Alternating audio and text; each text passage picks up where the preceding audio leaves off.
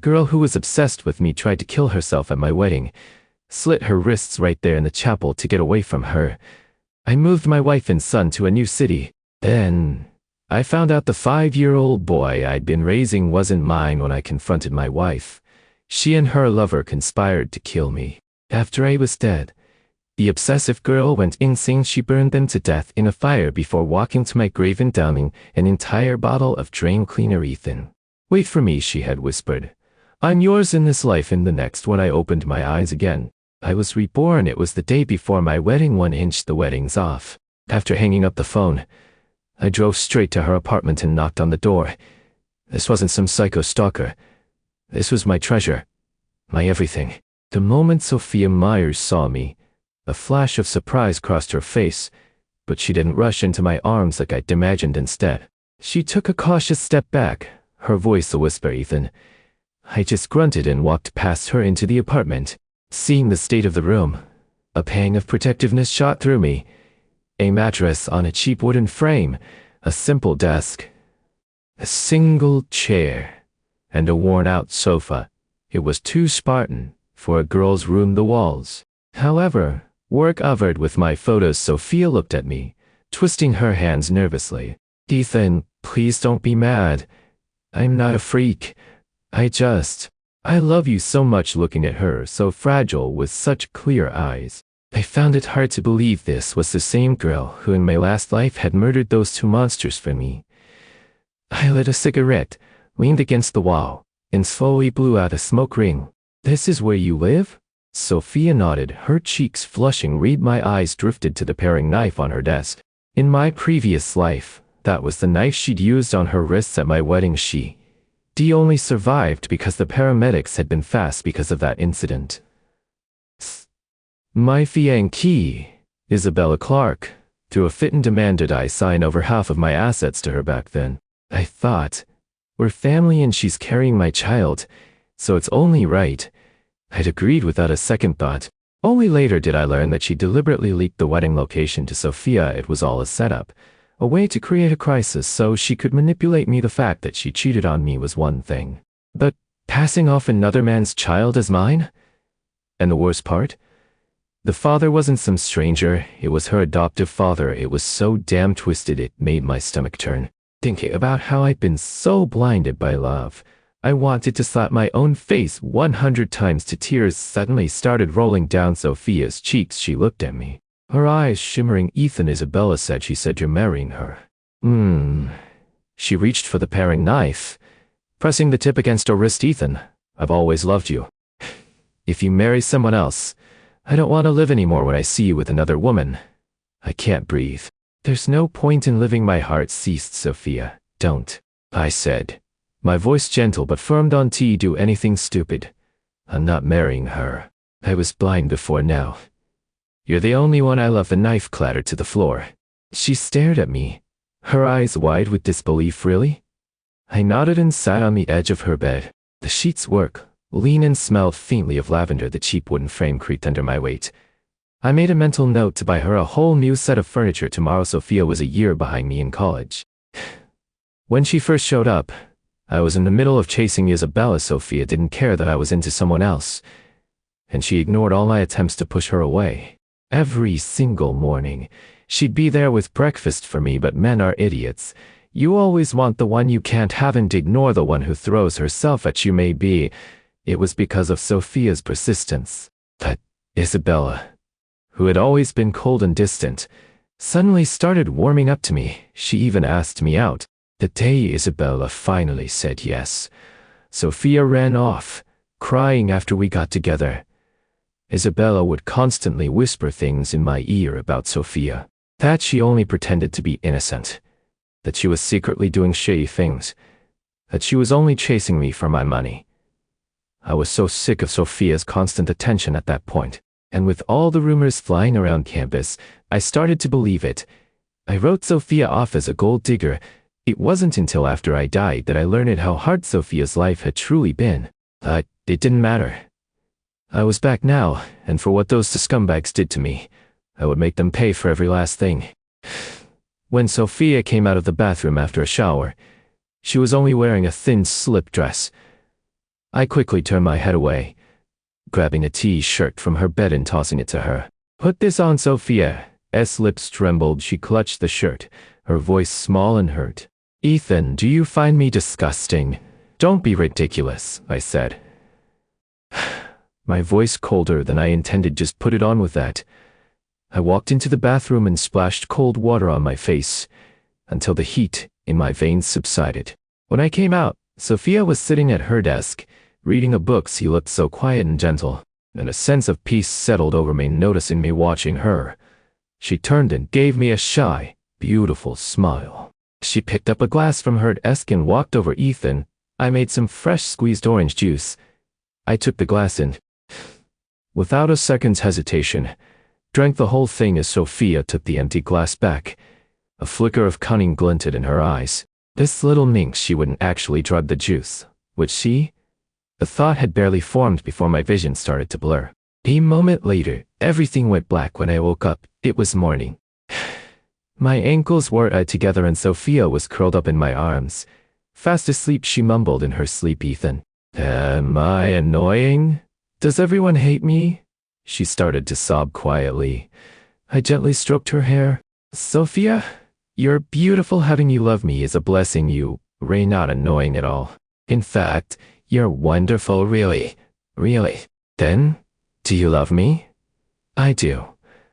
I really do." With that, I rolled off the bed, the thought of hitting the floor helping to clear my head. I untied the cloth strips from my ankles. The little devil had used soft flannel strips so they wouldn't hurt me after I got dressed. Sophia just stared at me with red-rimmed eyes. Just then, a knock came from the door. "Hello. Furniture delivery." Sophia looked confused. "I didn't order anything." I gently patted her head. "You didn't, silly." "I did while the delivery guys were setting up the new furniture." I checked my phone. It was flooded with messages from Isabella. "Ethan, are you insane? You called the wedding planner and canceled everything. Ethan, let's get something straight. You begged me to marry you. And now, you're calling it off? Have you even considered my feelings? Are you seeing someone else?" I was halfway through them when she called. Her shriek blasted through the speaker. "Ethan, what the hell are you doing canceling the wedding? What is this, some kind of joke? You're lucky a woman like me even agreed to marry you." The sound was like nails on a chalkboard. I frowned and hung up. In my last life, I was crazy about her. I deleted every one of Sophia's contacts for her. When that wasn't enough, she insisted we move to a city where Sophia could never find us. And I agreed. I never realized it was all just one part of her and her lover's plan. By isolating me in a new city, it would be that much easier for them to deal with me. If their secrets ever came out. About 10 minutes later, she called again. This time, her tone was completely different. "Sweet and gentle, honey. I'm so sorry about before. It's just, I love you so much." I got emotional. "We've already told all our friends and family we can't just cancel the wedding, honey. I'm waiting for you at the downtown penthouse. I have some amazing news to tell you." This was her classic throw a tantrum, then immediately switched to being sweet to get what she wanted. Her rapid change in attitude meant her so-called adoptive father had probably explained the financial pros and cons of this wedding to her. After all, in our last life, it was my money that bailed out his failing company right after we got married. I lit a cigarette and took a long drag, thinking, if you want to beat them, you have to play their game, you two monsters. I'm gonna make you wish you were dead. This wedding had to happen. In fact, it had to be bigger and grander than planned, with every friend and relative Isabella knew in attendance. When I hung up, I turned and saw Sophia, her eyes red and welling with tears. "Ethan, are you going to see Isabella?" "I knew it. I'm just not likable at all." And just like that, she started crying again. "Okay. Google, how to comfort a crying girl. Urgent." I reached out and gently wiped the tears from her face. "Sophia, be good. You have to trust me. I only love you." Sophia looked at me with a wounded expression. "I'll be good." As I was leaving, I pressed a credit card into her hand. "Sophia, buy whatever you want. Anything. Don't worry about saving my money. The pin is my birthday." Her ears instantly vanished, replaced by a radiant smile as she nodded vigorously. "Turns out, girls aren't that hard to please. Tell her you love her, then give her money. If your girlfriend or wife is mad, tell her you love her, then send a wire transfer. Problem solved." When I got back to the downtown penthouse, Isabella was chatting intimately with her adoptive father, Damon Clark. The first time I met Damon, I thought their dynamic was strange for a father and daughter. He looked at most 10 years older than her. Isabella explained that her parents had died when she was young and Damon, her father's best friend, had adopted her. She claimed he'd stayed single all these years because of her. At the time, I genuinely admired Damon as a man of honor and loyalty. Little did I know, the two of them had been sleeping together for years. Marrying me was partly for the money and partly to silence the gossip about their relationship. They were playing me for an absolute fool. "Honey, you're here," Isabella said with a bright smile, linking her arm through mine. That one word, honey, made my skin crawl. I forced a smile and glanced at the disgusting father-daughter pair. A flicker of annoyance crossed Damon's eyes, but it vanished as quickly as it appeared, replaced by a sycophantic grin. "We shouldn't call each other that anymore," I said softly. Isabella His face fell. "Ethan, what do you mean?" I fought back my disgust and pulled her into my arms, raising an eyebrow with a playful smirk. "Well, we're not officially married yet. No license, no ceremony. It doesn't matter for a guy like me, but it could be bad for your reputation." I nonchalantly toyed with a strand of her hair. Damon cleared his throat. Isabella immediately let out a coquettish laugh and pushed me away. "Dad's still here." I sipped my coffee, my gaze slowly drifting to Damon, who was sitting on the sofa with his legs crossed.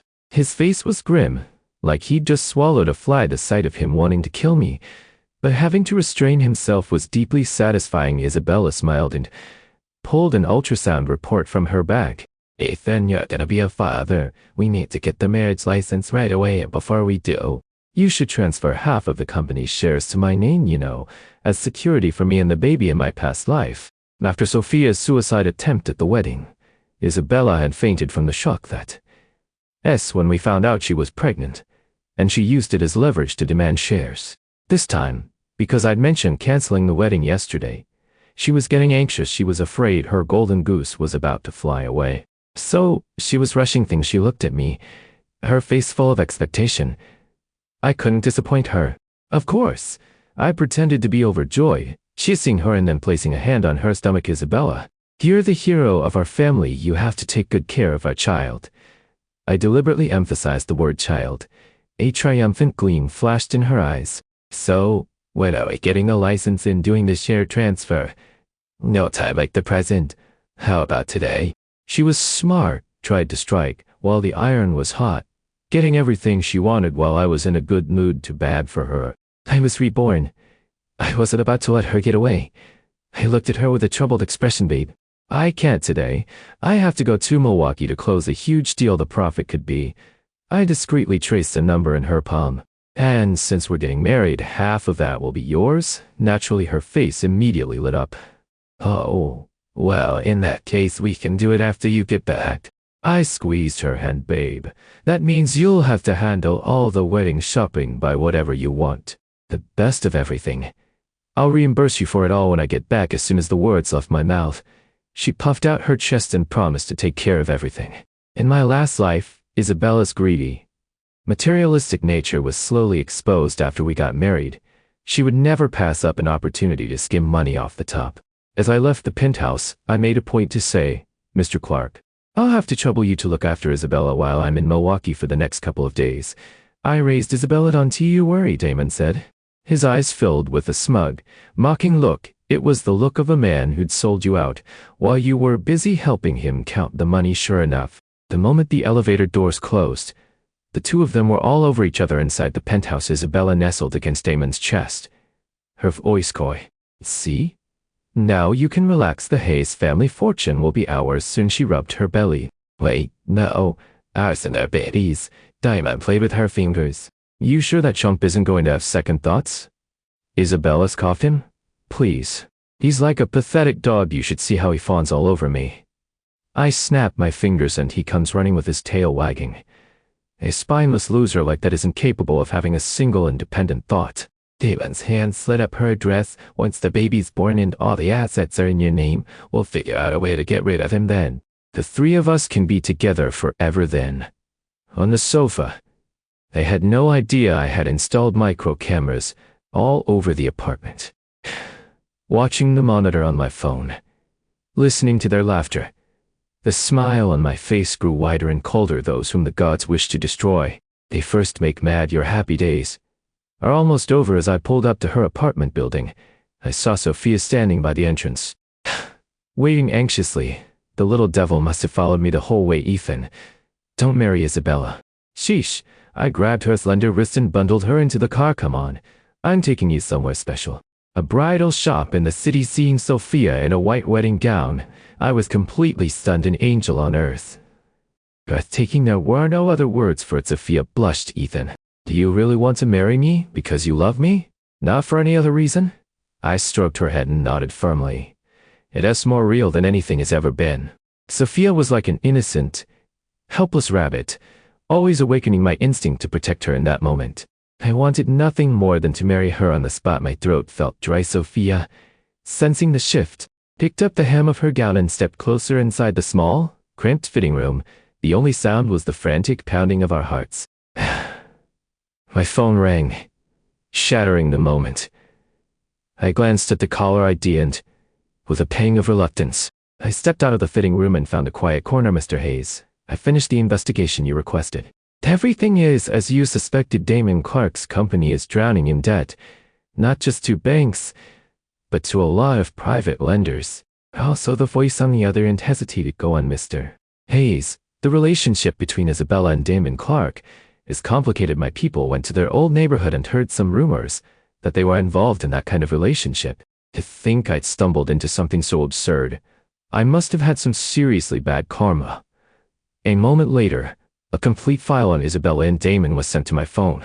I lit a cigarette, taking slow drags as I scrolled through the information. Interesting, these two pieces of trash were really setting a new low for humanity. I didn't know how long she'd been standing there. Ethan, if something's bothering you, you have to tell me.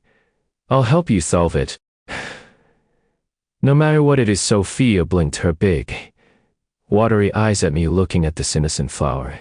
They couldn't help but smile, so delicate and helpless. I still couldn't fathom how in our last life she had found the nerve to commit arson and murder. The baby isn't yours. But I am my S&T, being your wife for all these years, enough for you. So what if I cheated on you? Go on. Hit me if you have the guts, you pathetic coward. Isabella stood there, pointing her finger at me, acting as if I was the one in the wrong. I finally snapped. I raised my hand and slapped her across the face. You dare hit me? Why, I'll kill you. Isabella screamed, grabbing a knife from the kitchen. I disarmed her in a few swift moves, but then a sharp pain erupted in my back. I spun around to see Damon's face contorted with rage. Isabella, he knows we can't let him live. Get rid of him and we can finally be together. Damon snarled, stabbing me again and again. It's all your fault, you little bastard. Because of you, Isabella and I have to sneak around. Just die. Isabella froze for a second, then quickly pulled on a pair of disposable gloves. Unhelped, Damon dismembered my body. My soul floated in the air above. And then the scene shifted in a high school bathroom. A girl was surrounded by a group of others. The leader, her face twisted in a vicious smile, sneered, Sophia Myers. You little slut, you think you're so pretty? Today, I'm gonna make you a laughingstock. She slapped the girl hard across the face, then ordered the others to rip her clothes while she poured a bucket of filthy, unlaced water over her head. The leader's face was horribly familiar. It was Isabella.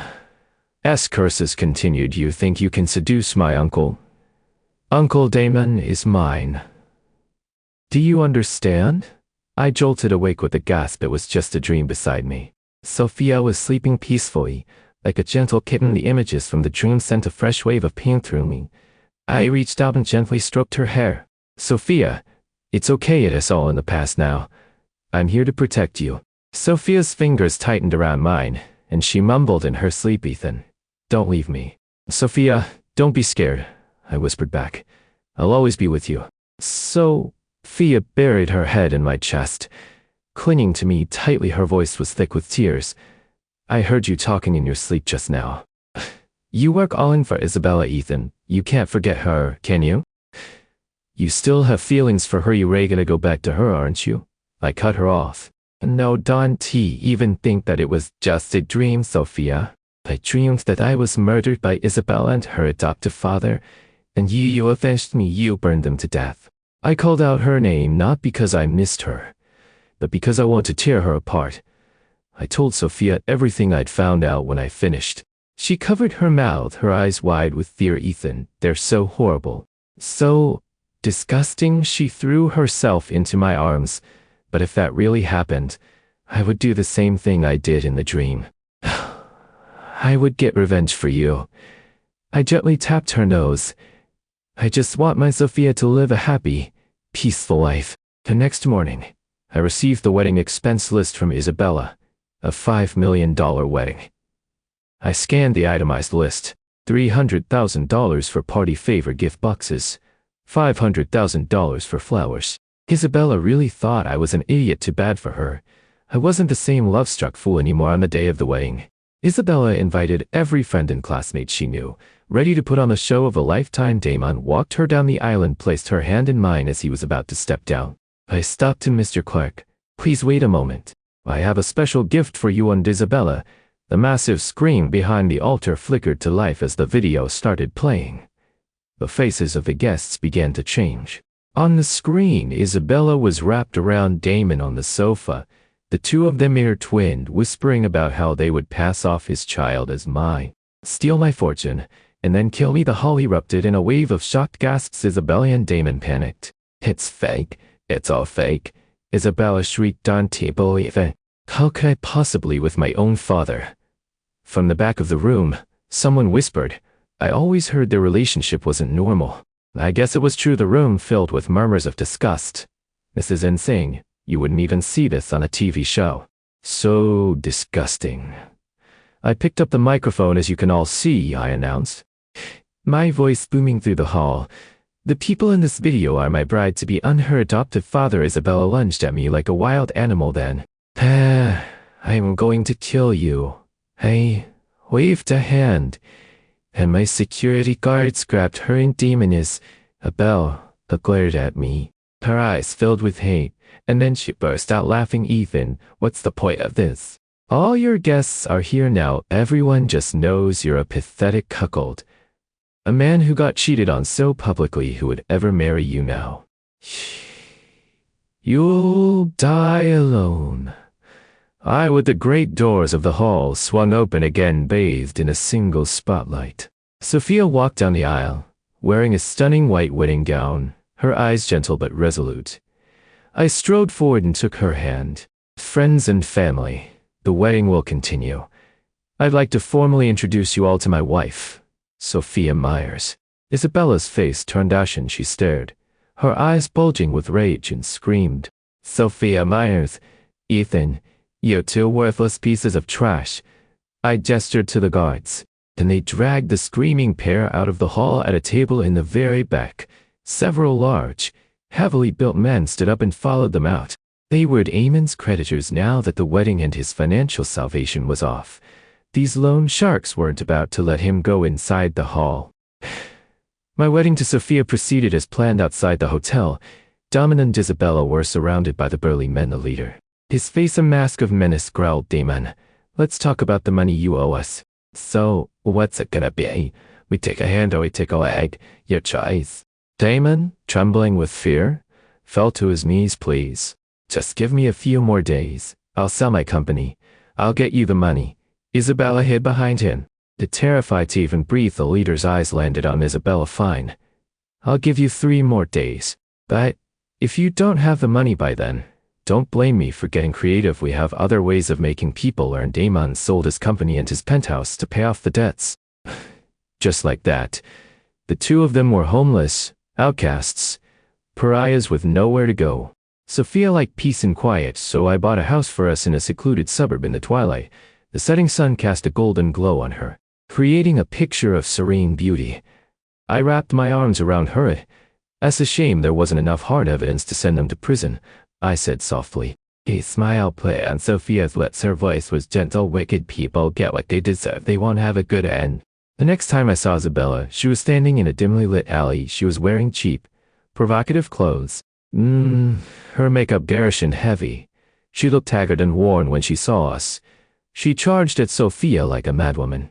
"Sophia Myers, you bitch. I should have killed you back in school. If it weren't for you, I wouldn't have lost my baby." I pushed Sophia behind me and slapped Isabella hard across the face. Sophia, like a startled rabbit, clung tightly to my shirt. Isabella clutched her cheek, practically kneeling before me. "Ethan, I know I was wrong. I'm so sorry. Please, can you forgive me? I know you still have feelings for me. It was all Damon. He forced me. He's a monster. He started molesting me when I was just a little girl. I'm the victim here." She wept, a torrent of tears streaming down her face, looking utterly pitiful. Whether Damon had molested her or not, I didn't know. All I knew was that, from a very young age, she proclaimed she would marry him when she grew up. I looked at her with disgust, took Sophia's hand, and walked away. As we left the alley, Sophia's voice was faint. "Ethan, Isabella looks so miserable." I squeezed her hand a little tighter inside Sophia. "A person with a heart that black isn't worthy of pity." Sophia just hummed softly in agreement. Then she looked up at me with a smile. "Ethan, it's all over now. After we got married, Sophia became even more attached to me, following me around everywhere. I loved the feeling of being needed by her. On my birthday, Sophia left early in the morning, saying she was preparing a special surprise gift for me. By the time I finished up with work at the company and got her call, it was already evening. "Ethan, I'm so scared. Please come quick." I dropped the phone and sped to the location. She gave me the scene was a nightmare. A pool of crimson stained the ground at the end of the blood trail. Damon Clark was on the ground, clutching his groin. A few feet away lay Isabella, a bloody dagger in her hand. Unconscious Sophia was huddled in a corner, shaking uncontrollably. I rushed over and pulled her into my arms. Tears streamed down her face as she wrapped her arms around my neck, her voice trembling. "Ethan, I was so scared. I was afraid I'd never see you again. Damon, he tried to on me. Isabella saw it and she cut him down there. Then she came at me with a knife. I was so scared. I must have hit her too hard and knocked her out. Ethan, did I kill her? Am I going to jail?" I held her tightly, stroking her back. "It's okay. Sophia, don't worry. I'll handle everything." Damon was rushed to the hospital. He'd lost too much blood. He fell into a deep coma, and the doctors said he would likely be in a vegetative state for the rest of his life. As for that, it was beyond treatment. I instructed the doctors to spare no expense, and keeping him alive. Death would be too easy for him. Isabella screamed that she was innocent, that the dagger only had her fingerprints. The alley was a surveillance dead zone, making Sophia the sole witness to escape prison. Isabella feigned insanity and was voluntarily committed to a psychiatric hospital. What joke did she think a mental hospital was a resort? The same girl who had been a vicious bully in school was now the one being bullied. The other patients weren't high school kids. They had no restraint. Isabella was frequently beaten until her face was swollen like a pig's. When Damon finally woke from his coma, a broken man, he had Isabella released from the hospital. A cripple like him still needed her to earn money for him. The next time we heard about them was on the news. Isabella had stabbed Damon over a dozen times, each wound fatal. By the time the police arrived, both were dead. Isabella had slit her own wrists being with Sophia. I felt a sense of peace I'd never known. I knew that whatever she did it because she loved me. She told me she didn't want to have children, that she didn't want a baby to steal any of my love away from her. I agreed. Didn't I feel the exact same way? I don't know what it started, but I found myself becoming more and more dependent on her. I worried about her constantly, afraid someone might hurt her. After all, my Sophia was so fragile, so kind. I was reborn to the moment Ethan came to find me. I knew he had been as well, but I would never tell him. In his presence, I would always play the part of the innocent little white rabbit. That was the only way he would protect me. The only way he would stay with me forever. In our last life, Isabella used that same act, playing the victim to win Ethan's sympathy. Unfortunately, by the time I found Ethan again in that life, he was already in love with her. I love him so much. I wanted to possess him completely. But I could never bring myself to hurt him, So I could only hurt myself. Ethan was the only light in my entire life. The first time I saw Ethan was in a dark, grimy alley. All I remember is how black it was. A man was following me and I was terrified. I started to run. He caught up, grabbing me, tearing at my clothes. I screamed, but the only sound in the alley was my own voice. Despair began to swallow me whole. Then I heard a boy's voice shout, "Hey, police over here!" The man let go and scrambled away. A boy in a white t-shirt took off his jacket and draped it over my shoulders. He spoke softly, "It's okay, the bad guy's gone." I looked at him for only a second, but I memorized his face. So handsome, so bright, like the sun. I pushed his hand away and ran from the alley without looking back. I had seen that man before at school.